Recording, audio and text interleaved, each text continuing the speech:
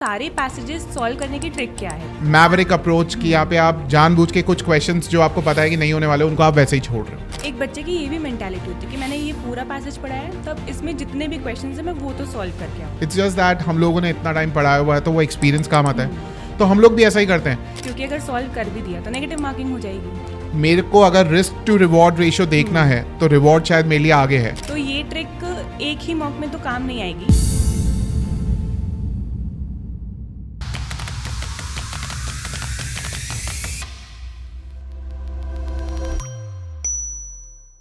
Logical में अगर अच्छा स्कोर करना है उसके लिए सबसे इम्पोर्टेंट है कि मैं एटलीस्ट पूरा पेपर अटेम्प्ट करके आऊँ। बट इतनी सारी चीज़ें आइडेंटिफाई करनी होती है, कॉम्प्रीहेंड करना होता है, Right. जिसमें बहुत टफ हो जाता है कि मैं लॉजिकल के सारे पैसेजेस अटेम्प्ट करके आऊँ। तो सारे पैसेजेस सॉल्व करने की ट्रिक क्या है कि उस टाइम लिमिट में मैं सब सॉल्व कर लूँ? ये एक पर्टिकुलर डाउट जो है मेरे पास अभी रिसेंटली बहुत सारे स्टूडेंट्स का आया, बिकॉज दे ऑल्सो बिलीव कि हमारा स्कोर जो है वो स्ट्रक हो गया है एंड अगर स्कोर को इम्प्रूव करना है so we need to attempt all the passages. अब देखिए स्टूडेंट्स का जो सबसे बड़ा कंसर्न है वो ये है कि हम लोग इतना जल्दी रीड नहीं कर पाते। सो समहाउ हम लोग जल्दी रीड करने की कोशिश करते हैं तो कॉम्प्रिहेंशन जो है वो सैक्रिफाइस हो जाता है। तो फिर इसका एक तरीका हो सकता है कि आप हर एक टाइप ऑफ पैसेज को या फिर हर एक पैसेज को कितना टाइम देते हैं। लेट्स सपोज अगर वो बोलते हैं कि हम लोग 3 पैसेजेस ही सॉल्व कर पा रहे हैं तो एक पैसेज वो छूट रहा है। An ideal time to solve this section is between 25 and 30 minutes. तो दैट मीन्स वो 10 मिनट तक एक पर्टिकुलर पैसेज को वो डिवोट करते हैं। अब इसका एक तरीका हो सकता है कि आप कॉन्शियसली टाइम मैनेजमेंट जो है उसका ध्यान रखें। दैट मीन्स आप देखिए इनिशियली मैं आपको ये नहीं बोलूँगा कि आप है ना जल्दी जल्दी पढ़िए, बिकॉज आप जल्दी जल्दी पढ़ेंगे तो ऑब्वियसली आपका जो कॉम्प्रिहेंशन है वो सैक्रिफाइस हो जाएगा एंड जितना आपका स्कोर आ रहा है वो भी गिर जाएगा। So there is a way out. हम इंसानों का एक यूनिक एबिलिटी होता है that we adapt ourselves to situations, right.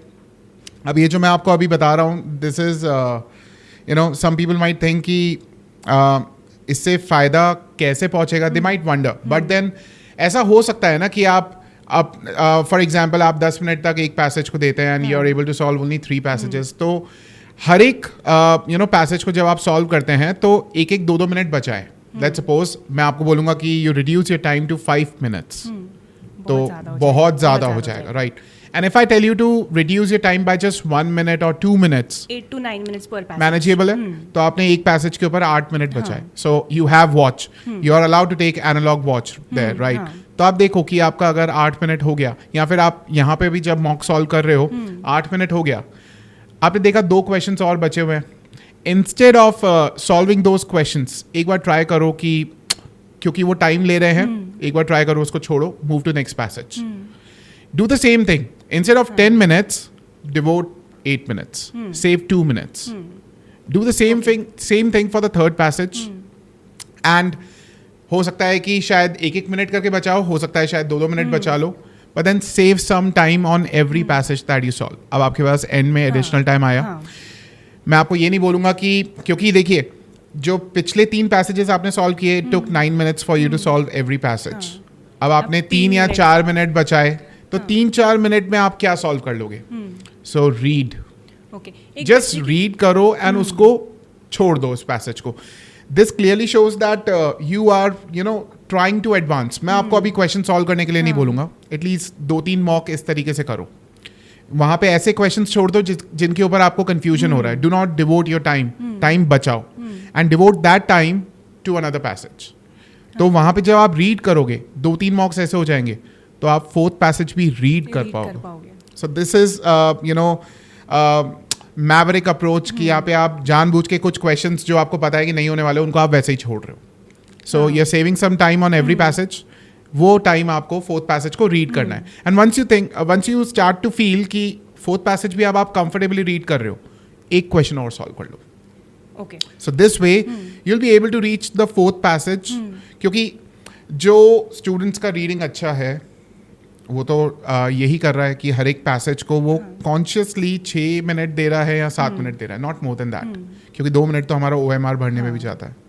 तो आपको भी तो यही करना है, बट देन आप वो कर नहीं पा रहे, तो मैं आपको बोल रहा हूँ कि जो क्वेश्चन सॉल्व नहीं हो रहा, आपको लग रहा है ज़्यादा time, your gut feeling will tell you.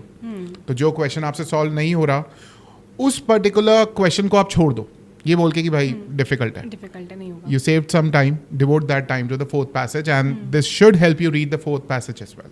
एक बच्चे की ये भी मेंटालिटी होती है कि मैंने ये पूरा पैसेज पढ़ा है, तब इसमें जितने भी क्वेश्चंस हैं मैं वो तो सॉल्व करके आऊंगा। Right. जिसके चक्कर में वो डिफिकल्ट में टाइम जा रहा है। Exactly. और इट मे हैपन कि नेक्स्ट क्वेश्चन इजी हो, बट वहाँ टाइम ही नहीं दे रहा है बच्चा। तो वही तो see at top rankers what happens is, जो भी मॉक्स स्टूडेंट्स के पास जाते हैं वो मॉक्स फैकल्टी भी लिखते हैं, बिकॉज हम लोग अगर नहीं लिखेंगे तो फिर हम स्टूडेंट्स को क्या समझाएंगे। So when a faculty sets and takes a mock, faculty is no different than a student is. Faculty and student में डिफरेंस जो है वो बहुत कम हो जाता है। इट्स जस्ट दैट हम लोगों ने इतना टाइम पढ़ाया हुआ है तो वो एक्सपीरियंस काम आता है। तो हम लोग भी ऐसा ही करते हैं। ऐसा नहीं है कि हम लोग 24 on 24 क्वेश्चंस जो है, on some mocks we are able to solve 24 on 24, but then on most of the mocks we fall short of time, क्योंकि हमको भी उतना ही टाइम लेके अनसॉल्व करना होता है। तो हम लोग भी ऐसे ही करते हैं। जिस क्वेश्चन, बिकॉज वी नो कि ये वाला थोड़ा सा ट्रिकी प्रूव हो रहा है, बट देन आगे कोई सिंपल क्वेश्चन हो सकता है। So for the time being we leave it and move to the next one, and फिर घूम के वापस आते हैं एंड वी सी कि अगर कुछ टाइम बचा हुआ है तो फिर उस ट्रिकी क्वेश्चन पे जाओ, अदरवाइज इट्स गॉन। क्योंकि अगर सॉल्व कर भी दिया तो नेगेटिव मार्किंग हो जाएगी अगर Exactly. नहीं बना आपसे तो वहाँ पे मेरे को अगर रिस्क टू रिवॉर्ड रेशियो देखना है तो रिवॉर्ड शायद मेरे लिए आगे है। इसको मैं सॉल्व करूंगा, गलत होने के चांसेस भी है, वो प्रेशर भी माउंट अप होते जा रहा है, एंड आगे एक इजी क्वेश्चन है तो शायद मेरे को 1 मार्क उसका मिलेगा। So that's how you know I tell my students कि आप इस तरीके से टाइम बचा सकते हो। सो जहाँ पे भी आपको लग रहा है ज़्यादा टाइम ये क्वेश्चन ले रहा है, उसको छोड़ दो, save that time for the fourth passage, and that's how you will be able to solve the fourth one as well. Okay, तो ये ट्रिक एक ही मॉक में तो काम नहीं आएगी, बट 3-4 मॉक्स में आप देखने लगो कि आप एटलीस्ट पढ़ पा रहे हो और उसका एक क्वेश्चन और अटेम्प्ट कर पा रहे हो फोर्थ वाले। मैंने आपको वही बताया ना, as humans we have this unique ability to adapt to any situation. We might need to give some time to it, but then once done and you start to feel comfortable in that situation, तो फिर आप एक question और solve करोगे। Similarly 1-2 mock के बाद एक question और सॉल्व होने लगेगा, and you'll see by the end of it, or by the end of these mocks, when you are ready to take the actual paper, आप सारे passages आराम से solve कर लोगे. So this is one trick that can help everybody, I believe. Okay.